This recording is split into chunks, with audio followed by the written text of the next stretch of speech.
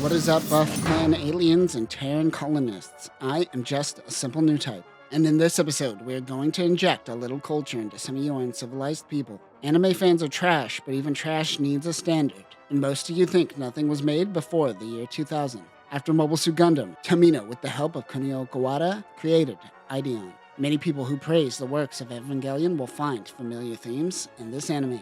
In the distant future, people have colonized planets across the universe. Our story follows a group of Terran archaeologists who stumble upon ancient tech from an abandoned planet. Let's not waste any time and let's get into this. On the planet of Solo, a bunch of cadets rule through the forest led by Bass Jordan. Space leeches fall from the trees, but they're pink so they look like space labias. It's just like that dream I once had. Falling behind the group is our hero, Cosmo Yuki, who tries to catch up. His friend Deku is hiding in the storage compartment. This space squirrel's name is Rapaba. Behind them is Kasha on a motorcycle. She sees the Southern Cross fly over her head. The Southern Cross is an interplanetary transport ship that brings in new colonists from Earth. 300 new families are joining their colony on Earth. The town they built around their colony on Solo is called New Lopia. Space labias attack Kasha. The cadets investigate an archaeological dig.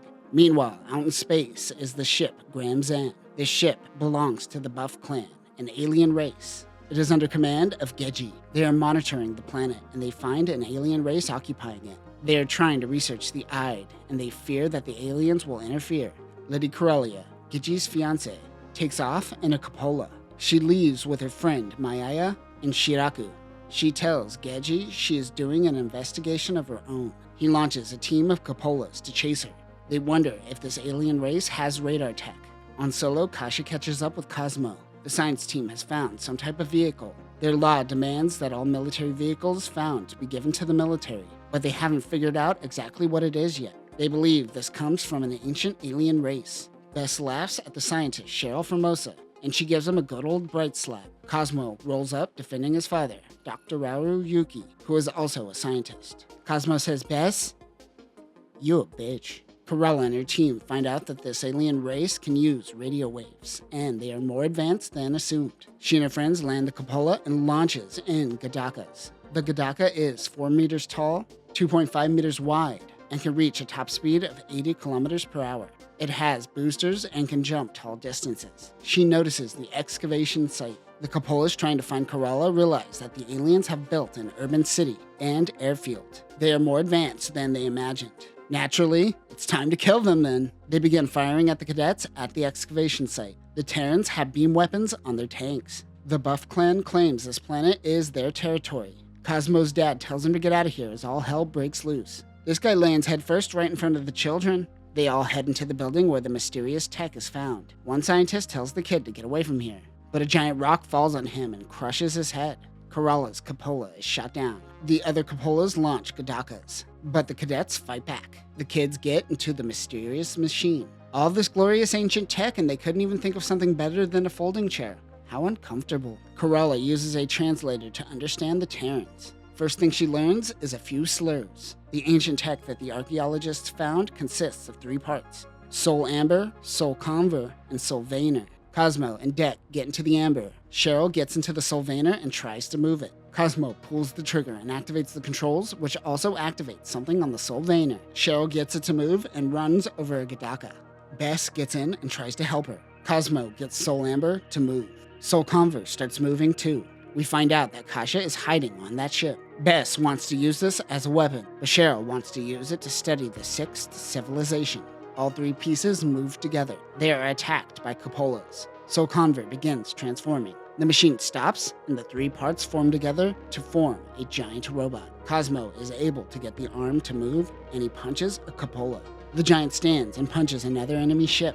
Corella watches on and wonders if this is the legend of Ide. This is Idion. Idion is a beast standing at 105 meters tall and weighing 5,650 metric tons. It uses the Ideo Buster, the Ideo Delta, and Ideo Nova to form the Idion. Weapons include 9 missile launchers, 3 Glyn cannons, 1 small Glyn cannon, and 1 large Glyn cannon. It also has a mini black hole cannon, the Idion gun, 2 Idion swords, and a barrier. Let's break down the 3 parts that make Idion. The Soul Conver consists of the legs of the unit.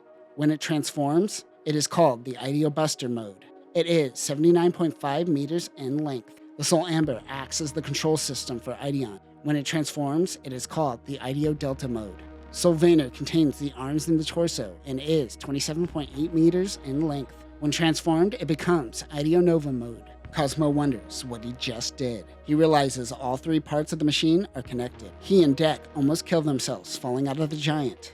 Alarms go off on Idion. Look at these two condescending smug guys in the background. The robot begins breaking apart back into soul forms. Bess runs into Corolla, and the idiot thinks that she is a part of the new colonists that just arrived. He goes, "Ooh, cute lady," and asks her out instead of, thinking she might have been one of the people who attacked you. Back on board, Graham Zan. The Buff clan referred to this planet as Logo Dao. This is the last planet on their map that suggests that the Ide can be located here, which is why Corolla is so impatient. We learn that her father is Gijay's commander. They learn that this planet has recently been colonized by the Terrans, and their population is small. Bess and Cheryl learn it was Cosmo who was the pilot. Cheryl mentions the symbols are similar to Greek, but different. The only word she could really transcribe is Idion. In space, more cupolas launch, along with Gijay and a Decabao. Unlike cupolas, which are recon vehicles, these are designed for combat. The new colonists head towards the shelter as the military of New Lopia begins their attack. Terrans strike the Buff clan before reaching the city, but Gijay is able to break through and hit the city. He takes out the Southern Cross ship. Cosmo, Bess, and Cheryl are still trying to figure things out when they are informed that New Lopia is attacked. Cheryl heads to the shelter with some of the military. While this is going down, we meet some of the colonists who are just having a picnic when New Lopia is attacked. They head back to the city to run into the Idion crew. The Idion gauge lights up on the display. This little shit won't shut up. I love 80s animation. If you pause in the right spot, you could see a bloody explosion. Also, wait a minute. Go back. Pause. Is that a Hado? Gadakas run into the Idion crew while looking for Corolla. He notices that the aliens look like them, and it will be harder to find Corolla if they blend in. The Soul vehicles take off. Gijay fires on Soul Amber. The three machines begin transforming. Idion is overwhelming in size compared to the Buff clan's fleet. The giant jumps into the sky and punches a Decabao. Gijay and his team retreat for now. He finally realizes that this giant robot is most certainly the Legend of Ide. Cosmo blames them getting away on Lou. "You asshole kid."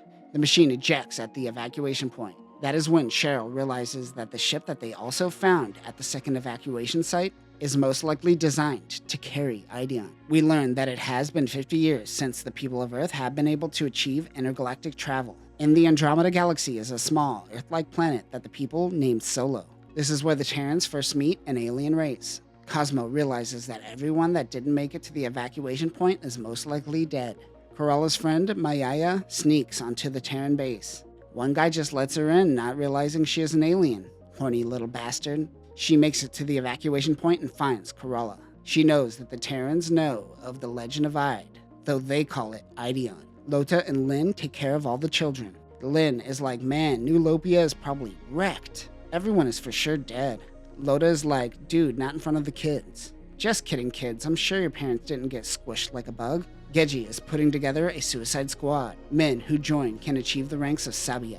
The Buff clan is a feudal society and functions similar to feudal Japan. Sabia is like an honorable warrior, like a samurai, while Mayaya and Corolla are sneaking around. They run into Bess. Mayaya says screw this and kills off Bess's subordinate faster than Tasha Yar and Next Gen. Corolla tried to calm everyone down. He tells Bess that they are from the Buff clan. They are an alien race. Decabaos attack the Soul Amber. It takes off and transforms into Idio Delta. The other two units launch and begin the docking process. Bess confines the two girls as prisoners. Godakas come in, destroying some of the Terran's tanks. The Buff clan infiltrates the evacuation point and runs into Loda and the children. One soldier demands to know where Corolla is, but they don't know, so the soldier shoots at them, but they are protected by a barrier. His beam blast deflects back at the soldier and vaporizes him. They didn't expect the Terrans to have this technology. Cosmo and the gang are starting to get the hang of Idion. Idion tries to crush a Decabao. Bess wonders if the aliens are also interested in Idion. He wants to take off and they will have to destroy the Earth around them, and it might destroy the ancient ship in the process. They have to give it a try. Meanwhile, the Katamazan approaches Gijay's Gramzan. It is Adabidi. He is disappointed in how Gijay is handling this. "Look at these dead bodies just hanging out. Anybody want to grab those?" Everyone evacuates the area around the ancient ship.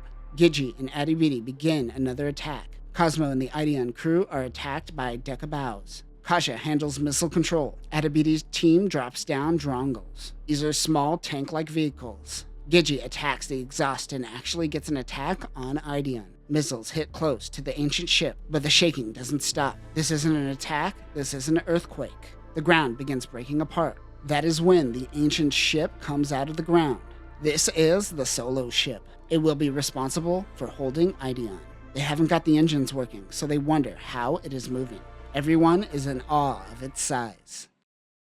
And that will do it for this episode and our introduction into Space Runaway Ideon, a secret machine with a hidden past from an ancient civilization. Something of legend, not even referred to as a robot, but a giant. After this introduction, the remaining Idion series will be exclusive to New Type channel members. So go join to see the rest of the series. Next time, the team will learn more about the Solo ship. They will head out into space. And the Buff Clan doesn't know what a white flag means to the Terrans. But that will do it for now, Terran colonists. Remember to watch out for space labias.